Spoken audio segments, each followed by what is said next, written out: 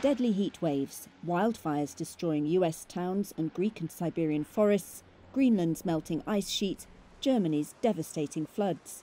The world is dangerously close to runaway global warming, and it's unequivocally caused by humans.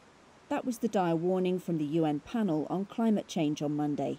Greenhouse gas levels in the atmosphere are already high enough to disrupt the climate for decades, if not centuries, warned the report by the Intergovernmental Panel on Climate Change.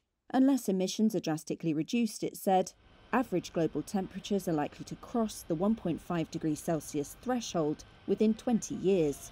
Friederike Otto of the University of Oxford, who co-authored the IPCC report, said global warming is now irreversible.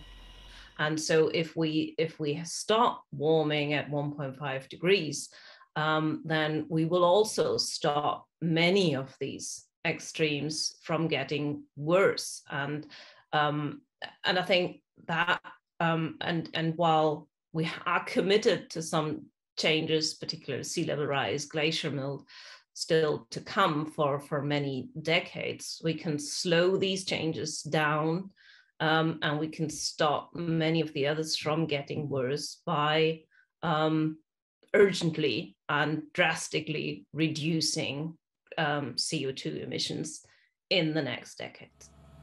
Drawing on more than 14,000 scientific studies, the report gives us the most comprehensive and detailed picture yet of how climate change is altering the natural world and what could still be ahead.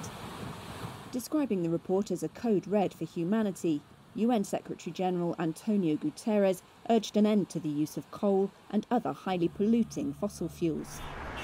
The 1.1 degree warming already recorded has been enough to unleash catastrophic heat waves, floods, hurricanes and fires across the globe. Greenpeace's UK Executive Director, John Sovan, said governments have to stop hitting the snooze button. You know, the rich countries agreed more than 10 years ago to put a pot of money together to help developing countries deal with climate change. 10 years later, they have still not got that money together. The trust from the developing countries in the rich world is collapsing as a result of that.